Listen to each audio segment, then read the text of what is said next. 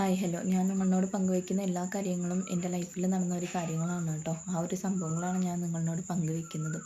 അതേപോലെ തന്നെ എൻ്റെ വർക്കിലുണ്ടായിരുന്ന ഒരു സംഭവം എന്താണെന്ന് ഞാൻ പറഞ്ഞുതരാം. ഏറ്റവും കൂടുതൽ എന്നെ സന്തോഷിപ്പിക്കുന്ന ഒരു കാര്യമാണ് കേട്ടോ. എൻ്റെ കൂടെ ഒപ്പം പണി ചെയ്യുന്ന കുട്ടികളും അവർക്ക് എല്ലാവർക്കും ആദ്യത്തെ വരുമാനം കിട്ടിയിട്ടുണ്ട് കേട്ടോ. എന്നെ മാത്രം വിശ്വസിച്ച് വന്ന കുട്ടികളാണ് കേട്ടോ ഒന്നാമത്തെ കാര്യം. അതുപോലെ തന്നെ സ്വന്തമായിട്ടൊരു വരുമാനം പോലും ഇതുവരെ കാണാത്ത വ്യക്തികളാണ്.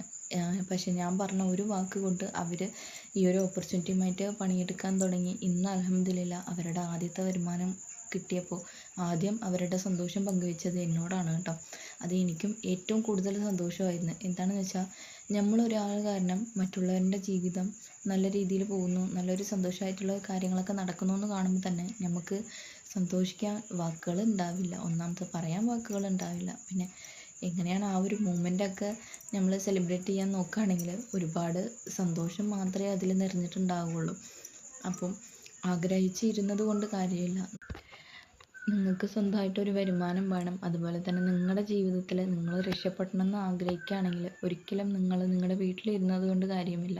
നിങ്ങൾക്ക് സ്വന്തമായിട്ടൊരു വരുമാനം വേണം. നിങ്ങൾ അതിൻ്റെ ആദ്യത്തെ സ്റ്റെപ്പ് എടുത്ത് വെക്കണം.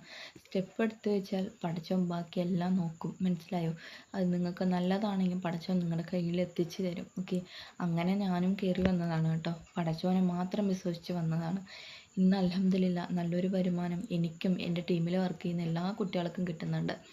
അപ്പോൾ ആഗ്രഹം കൊണ്ട് നമ്മൾ സാധിക്കാൻ പറ്റുന്നത് നമ്മുടെ ജീവിതത്തിന് മാത്രമല്ല, ഒരുപാട് കാര്യങ്ങൾ നമ്മളെ കൊണ്ട് നേടാൻ സാധിക്കും.